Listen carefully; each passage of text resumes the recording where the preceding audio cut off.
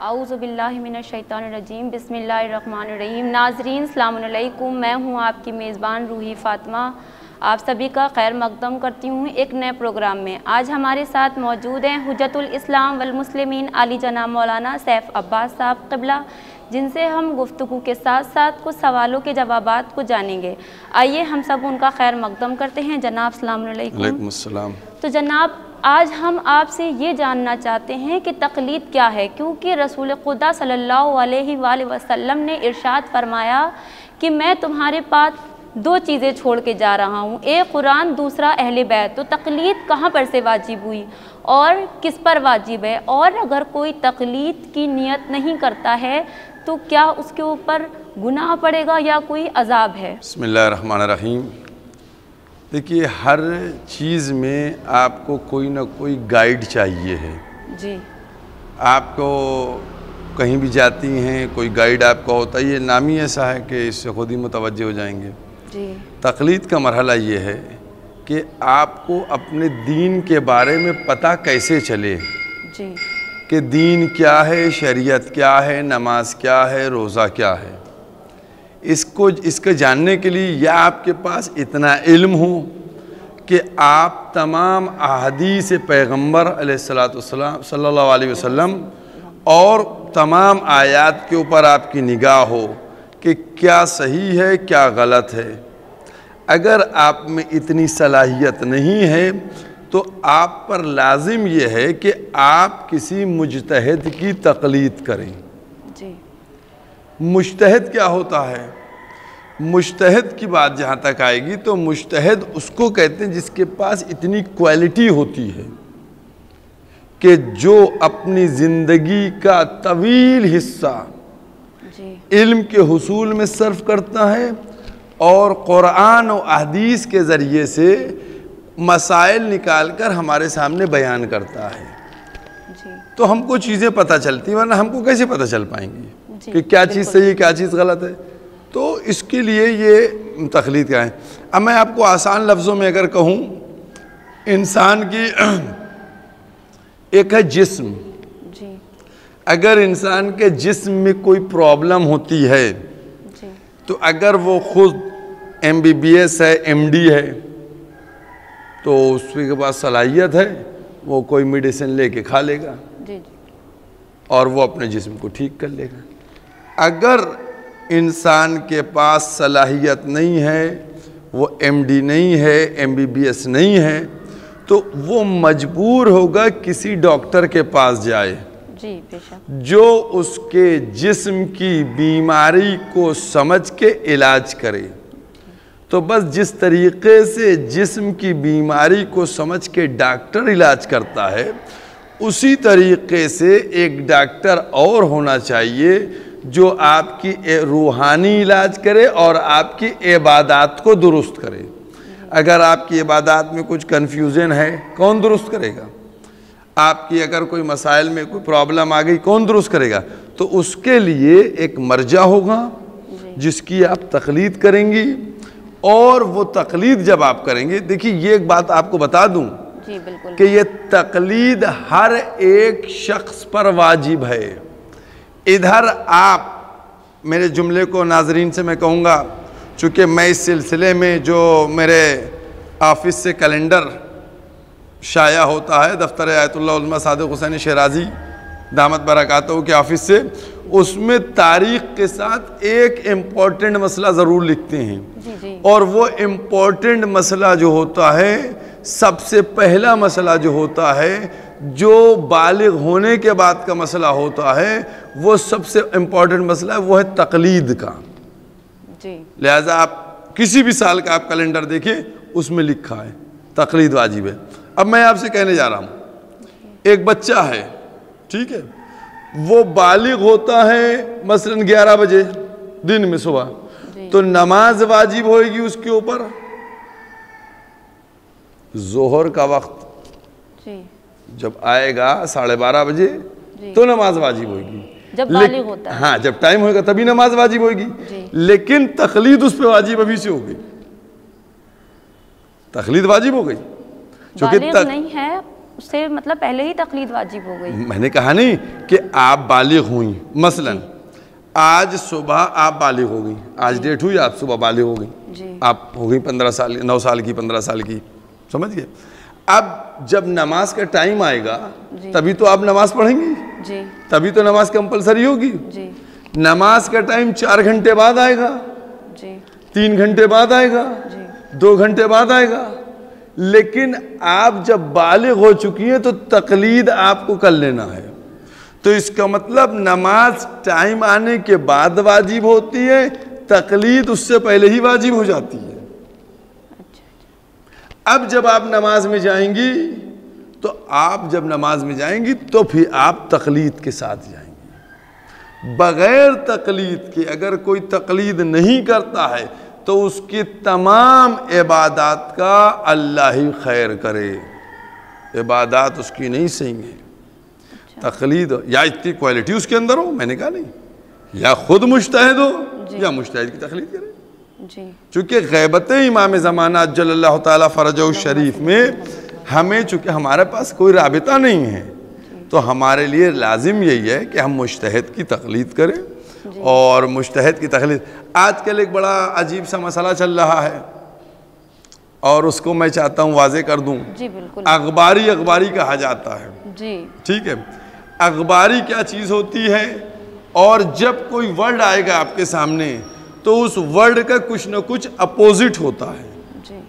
मसलन black white, दिन रात, सूरज चांद, तो हर चीज़ का। तो अगर कोई अखबारी कहा जाता है कि ये अखबारी है तो इसका अपोजिट क्या है, लेकिन उनको नहीं मालूम अपोजिट। जो अखबारी कह रहे हैं उनको अपोजिट नहीं मालूम है कि इसका अपोजिट क्या है जी।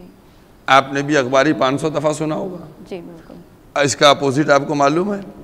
नहीं, अपोजिट नहीं मालूम है। यही एक चीज़ है। आज हमारे के यहाँ कुछ लोग न्यूसेंस क्रिएट करते हैं और वो अगर किसी को डैमेज करना चाहते हैं तो वो इस तरीके के इल्ज़ाम लगा देते हैं अखबारी का, मलंगी का। उनको ये नहीं मालूम होता है कि इसका अपोजिट क्या है। आज मैं अपने नाज़रीन को बताने जा रहा हूँ। मैं समझता हूँ कि मैं दावा तो नहीं करता हूँ, लेकिन इतना जानता हूँ कि मोर देन 50%, 50+ लोगों को नहीं मालूम होगा, परसेंट लोगों को मालूम नहीं होगा अखबारी का अपोजिट। अच्छा, मैं बता रहा हूँ 50+ को नहीं मालूम, बहुत कम लोग मालूम। अखबारी का अपोजिट जो होगा वो होगा उसूली। अखबारी का मैंने आपसे पहले मरहले में बात कही थी, आप मुतवज्जे नहीं है, चूँकि बहरहाल ये इल्म की बातें हैं, इल्म दीन हासिल करने वाले। अखबारी का अपोजिट है उसूली जी, ठीक है। अखबारी का अपोजिट उसूली है। अखबारी का मतलब क्या होता है? अखबारी का मतलब ये होता है कि जो खबरों के ऊपर अमल करता हो। खबरें क्या हैं? यानी हदीसें जी। जो हदीसों के ऊपर अमल करे, मुज्तहिद की तकलीद न करे, तो ये जो खबरें हैं मासूमीन से आई हैं उन पे अमल करे, यानी अखबारी है। और उसूली कौन होते हैं? उसूली वो होते हैं जो तकलीद करते हैं, जो मराजे किराम होते हैं जी। मराजे किराम जो उनकी तकलीद करते हैं, इनको उसूली कहा जाता है, क्योंकि ये एक उसूल से और सिस्टमेटिक तरीके से चलते चले आ रहे हैं। ये सिर्फ अब जो है एक तबका है, कहीं कोने में हिंदुस्तान में भी है, किसी कोने में थोड़ा सा, कि जो तकलीद नहीं करता है, अखबारी है, लेकिन उनके पास इतनी कैपेसिटी नहीं है। अगर 10 हदीसें याद होना, 100 हदीसें याद होना, 500 हदीसें याद होना कि साहब हमको सारी हदीसें याद हैं, 500 हदीसें याद हैं, तो हो सकता हो कि जो आपका मैटर फंसे उससे रिलेटेड आपको एक भी हदीस मालूम ना हो जी। तो आप कैसे अमल करेंगे? तो ये लोग अखबारी कहलाए जाते हैं, ठीक है। अखबारी ये होते हैं जो तकलीद नहीं करते हैं, और जो उसूली होते हैं, अखबारी का अपोजिट उसूली कहा जाता है। इसका अखबारी का अपोजिट उसूली है। उसूली लोग तकलीद करते हैं। तो अब आपकी दो चीज़ें हो गई। तकलीद वाजिब कब से होती है? तकलीद कोई भी बच्चा, जब लड़की 9 साल लड़का 15 साल का, तो उसके ऊपर तकलीद वाजिब है, उसको नियत करना है।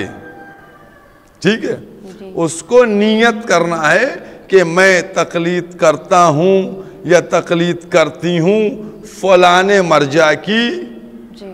ठीक है, ये तो तकलीद हो गई। अब दूसरी बात आई है, जब तकलीद होगी तो तकलीद मुज्तहिद की जाएगी। ठीक है, ऐसा नहीं होता है कि जैसे यहाँ मैंने कि हाँ अब आपको बताऊं, और मैं बहरहाल मैं अपने नाजरीन को अपना दुखड़ा जो है दिल का वो भी रोया देता हूँ। हमारे क्या जैसे आते हैं कुछ इस तरीके के परेशान हाल, तो चूँकि थोड़ा सा मैं सख्ती करता हूँ और मैं सवाल करता हूँ कि आपको दीन कितना मालूम है।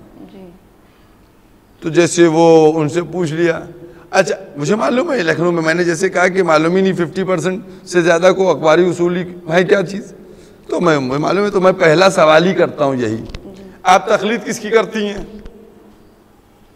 वो तो हम जनाब अब्बास की करते हैं, या मसलन लखनऊ के किसी मौलाना का, चूँकि यहाँ लखनऊ में जैसे एक तबका इस मौलाना से रिलेटेड है, एक तबका इसे, उन्होंने जो जिससे रिलेटेड हुए, हमारे क्या तो फुला मौलाना मजलिस पढ़ते हैं, वो जो कहते हैं उन्हीं की बात मानते हैं। ऐसे नहीं होती तकलीद। तकलीद के लिए मुज्तहिद होना चाहिए, उसके अंदर क्वालिटी होना चाहिए, समझ गए? तब आप तकलीद करेंगे। तो तकलीद किस सिन में होगी, तकलीद किसकी होगी, अखबारी और उसूली कौन होते हैं, ये क्लियर हो गया है। तो तकलीद का फ़ायदा यही है कि अगर हम तकलीद नहीं करेंगे तो मेरा फिर उसके बाद ज़रा सा भी हमारे आमाल जो हैं वो लायक कबूल नहीं होंगे, और हमारी जो प्रॉब्लम्स होंगी उसको हम कैसे करेंगे। और जो हमारे जद, चूँकि इस सिलसिले में हम तो ख़ास उसूल के ऊपर बात करते हैं, क्योंकि हमारे जद हज़रत गुफरामाब अलैहिर्रहमा जो थे, दिलदार अली गुफरामाब अलैहिर्रहमा, इन्होंने बाकायदा एक जंग लड़ी है और अखबारियत के ख़िलाफ़ उन्होंने काम करके उसूलियत के परचम को बुलंद किया है। ठीक है, तो ये है तकलीद का मसला, और इसको सबको इसके ऊपर अमल करना चाहिए और इससे कोई भी नहीं बचेगा। जनाब, आप हमें ये बताएं कि अगर कोई शख्स कमज़ोर है तो रोज़े रखता है, और रोज़ा रखने के बाद अगर उसकी हालत और कमज़ोर हो जाती है तो क्या वो रोज़ा रख सकता है? देखिए, मैं आपको एक फार्मूला बता दूं जी, और उस फार्मूले को मेरे नाज़रीन अपने जहन में रखें। इस्लाम जो दीन है और जो शरीयत है और जो मसाइल हैं, इनको हम अगर अपने अक्ल से समझने की कोशिश करें, कान से सुनने की बात नहीं कर रहे हैं, अक्ल से समझने की, तो बहुत आसानी से मसाइल हल हो जाएंगे। जैसे मैंने एक दिन आपके सवाल के जवाब में कहा था कि ये सब चीज़ें उठना, इससे रोज़ा टूटेगा, इससे टूटेगा नहीं, इससे टूटेगा, इससे टूटेगा, ये कर लें, बाल कटा लें, नाखून कटा लें, ख़िज़ाब लगा लें, मेहंदी लगा लें, नहा लें, सर में तेल लगा लें, इतनी चीज़ें बयान कर देते हैं मोमिनीन हमारे कि वो अपने लिए मुसीबत बना लेते हैं। हम आपको ने पहले बता दिया है, रोज़ा सिर्फ 9 चीज़ों से टूटेगा। उनको अगर आप याद कर लीजिए तो जब आपके पास फहरिस्त आ जाएगी तो अब कोई 10वीं चीज़ आपको मिलेगी नहीं। क्या रिलेशन है, तो उसको हो जाएगी। उसी तरीके से ये रोज़ा ना रखने की कंडीशन कमज़ोरी वाली, इसके लिए इस्लाम ने एक वाज़े तौर के ऊपर हमारे मराजे किराम ने फतवा बयान किया। अब देखिए, यही मराजे हैं, मराजे ने फतवा बयान किया, उन्होंने फतवा ये बयान। अच्छा, एक और आपके सामने बात बयान कर दूं कि देखिए, अपने नाजरीन इस बात की मुताज़िर हैं, तकरीबन 80% 85% तमाम मराजे के फतावा एक से हैं, चूंकि वो सब चीज़ें एक हैं। और सब चीज़ें तो क्या वैसा तो है नहीं कि हमारे क्या 30 रोज़े हों, 17 रकत नमाज हो, आपके यहाँ जो है कोई मर्जा कहे कि नहीं साहब 16 रकत नमाज है। तो जो चीज़ें रवायात से वाज़े तौर पे हुए तो 80-85% सबका एक मसला रहता है तकरीबन, जिसको हमारे सामने तौज़ीउल मसाइल की शक्ल में पेश किया जाता है। हम लोग उसको अमलिया कहते हैं, यानी अमल करना उसके ऊपर हमको ये होता है। तो 85% जो है सबसे मसले होते हैं। ये मराजे इन्हीं चीज़ों को बयान करते हैं। अब जो 10-15% डिस्प्यूट होता है उसमें चूँकि कोई किसी चीज़ से इस्तिदलाल करता है, कोई कहीं से इस्तिदलाल करता है। इज्तिहाद मुज्तहिद जो है, यहाँ तो किसी को भी मुज्तहिद कह दिया जाता है।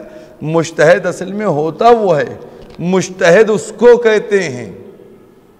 ये काला अमामा लगाने वाला मुज्तहिद नहीं होता है।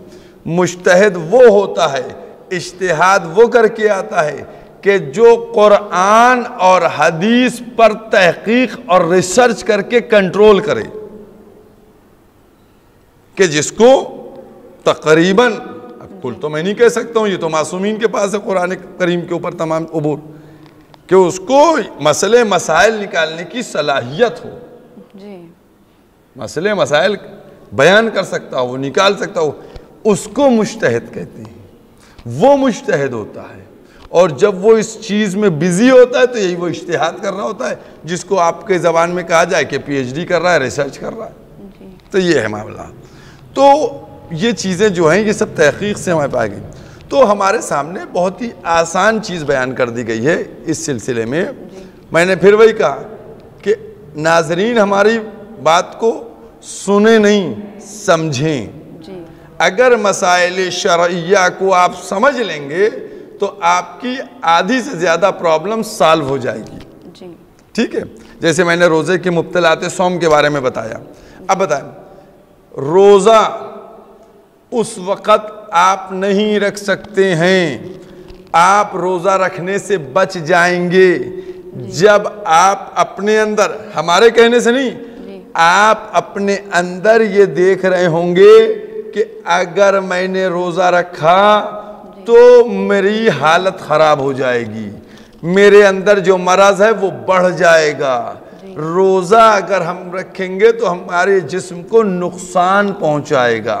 तो अगर ये तमाम, या डॉक्टर मना कर दे तो रोज़ा नहीं रखेंगे, या अगर आप डॉक्टर के पास ना जाएं, डॉक्टर के पास न जाते हुए आपके अंदर अगर आप इसका एहसास कर रहे हैं कि मरज़ बढ़ जाएगा, हम बीमार हो जाएंगे, हमारी तबीयत ख़राब हो जाएगी, हम गिर जाएंगे, तो फिर आप रोज़ा नहीं रखेंगे। हम किसी से पूछेंगे नहीं, हम कमज़ोर हैं रोज़ा रख ले, नहीं भैया आप कितने कमज़ोर हैं। एक मोटे आदमी को देख के कहा जाएगा ये तो बड़ा पहलवान है, एक दुबले आदमी को कहा जाएगा ये बहुत कमज़ोर है। ऐसा नहीं होता। इंसान खुद अपनी कैफियत को समझे, खुद अपने को देखे कि उसके अंदर क्या पोजीशन है। अगर मरज़ बढ़ने का डर है, जान का ख़तरा है, कोई और दूसरी परेशानी में इजाफा है, तो अब देखिए यही इस्लाम की खुसूसियत है कि अल्लाह ने फ़ौरन उससे अपने दीन को हटा लिया और उसकी जान को सिक्योर कर दिया। अब रोज़ा नहीं रखेंगे। अगर कोई औरत रोज़े की हालत में, वो हैज़ की हालत में आ जाए, रोज़े से है और वो हैज़ की हालत में आ जाए ज़ोहर से पहले या ज़ोहर के बाद, तो क्या उसका रोज़ा सही होगा या कसर हो जाएगा? नहीं, वो तो रोज़ा जो है वो तो नजासत की हालत में जो है रोज़ा चला ही जाएगा। जी। और अगर कोई जो है फितरे के जिस दिन फितरा निकाला जाता है और जैसे कि वो गैर सैयद है, वो हमारे घर आ जाता है, तो क्या उसका फितरा निकाला जा सकता है? देखिए, फ़ितरे के लिए बहुत अहम मसला है और समझने की ज़रूरत है। जी। मैं एक चीज़ और बयान कर दूं। जी। फ़ितरा वाजिब किसके ऊपर होता है?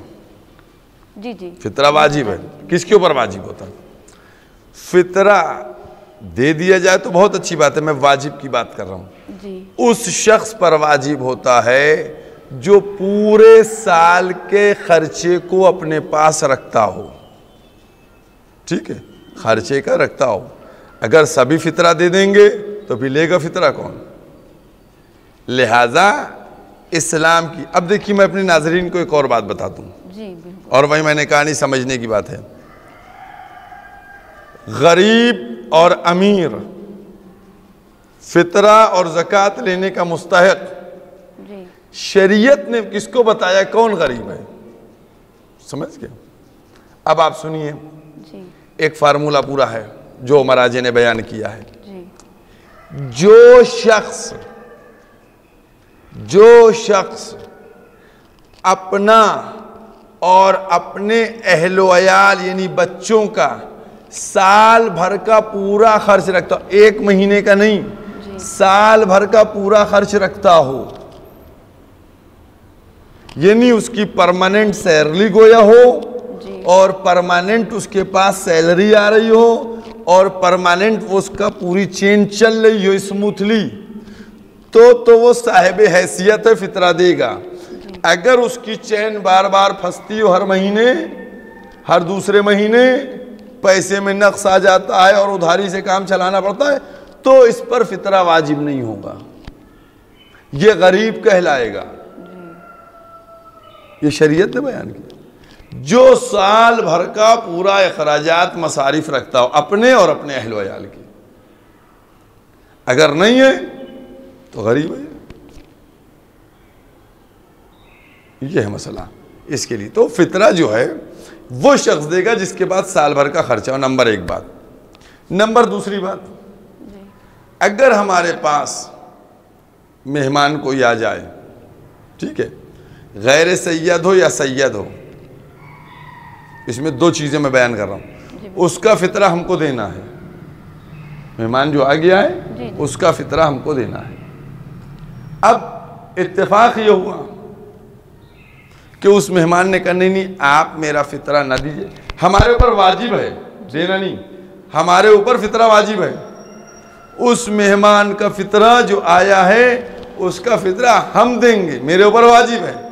लेकिन अगर अब मेहमान मेरा कहे कि मौलवी साहब आप मेरा फितरा ना दीजिए मैं दे दूंगा, तो अगर वो अपना फितरा दे दे तब भी हमारे ऊपर से साकित नहीं होगा, हमें उसका फितरा देना है। अब चाहे गैर सैयद हो या सैयद हो, वो फितरा आपको देना है। अब ये देने का एक सवाल का जवाब और ऐड किए देता हूं, हो सकता हो आप पूछती, लेकिन मैं पहले ऐड कहता हूं। फितरे के देने के मामले में जो बात है वो आप सुन लीजिए। गैर सैयद का फितरा, गैर सैयद का फितरा ओनली गैर सैयद को दिया जाएगा। गैर सैयद का फितरा सैयद नहीं लेगा, गैर सैयद का फितरा सैयद नहीं लेगा, सिर्फ गैर सैयद को दिएगा। और सैयद का फितरा गैर सैयद भी ले सकता है और सैयद भी ले सकता है। सैयद का फितरा दोनों लोग लेंगे, गैर सैयद का फितरा गैर सैयद को दिया जाएगा। अब पूछेंगे आप सैयद को क्यों नहीं दिया जाएगा? फिर मैं अपने नाजरीन को एक सवाल का जवाब देता हूं, सवाल का जवाब देता हूं। देखिए, जो आप सदका निकालते हैं ना, माथे से छुआ दिया और नियत कर ली, ये सदका जो होता है ये सदका कहा जाता है, लेकिन ये सदका वाजिब नहीं है, ये सदका वाजिबी नहीं है।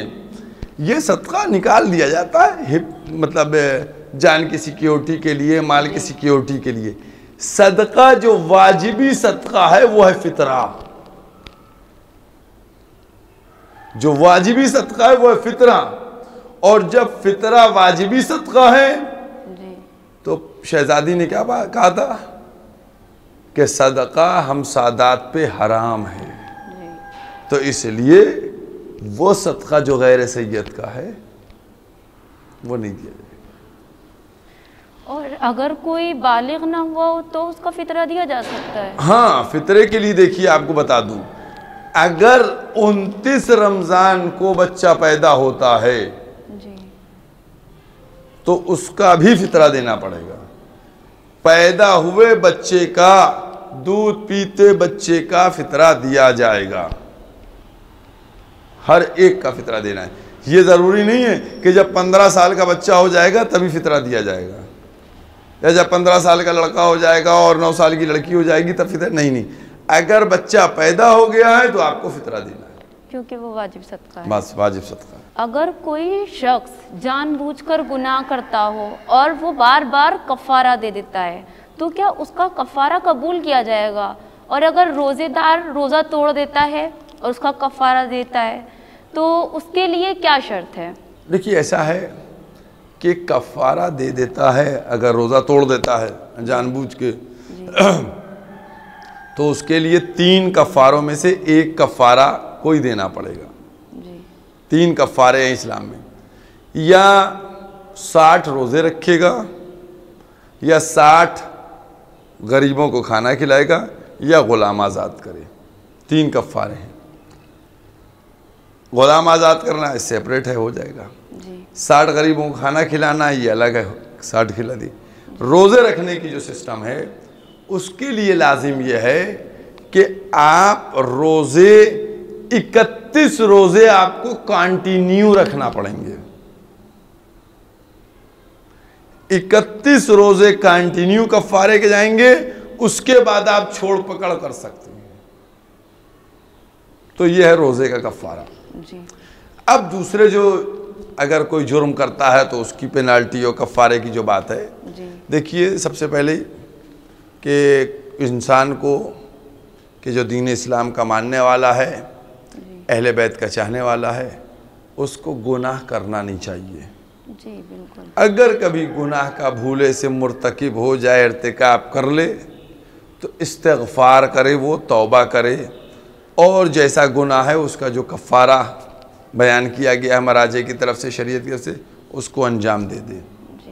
लेकिन अगर कोई ये सोचे अमर क्या है यार, इतनी पेनाल्टी है फिर दे दूंगा, फिर गुनाह कर ले, तो अब अगर वो ये चीज़ें कर रहा है, बल्कि मैं अपने मौला का एक कौल भी बयान कर दूं।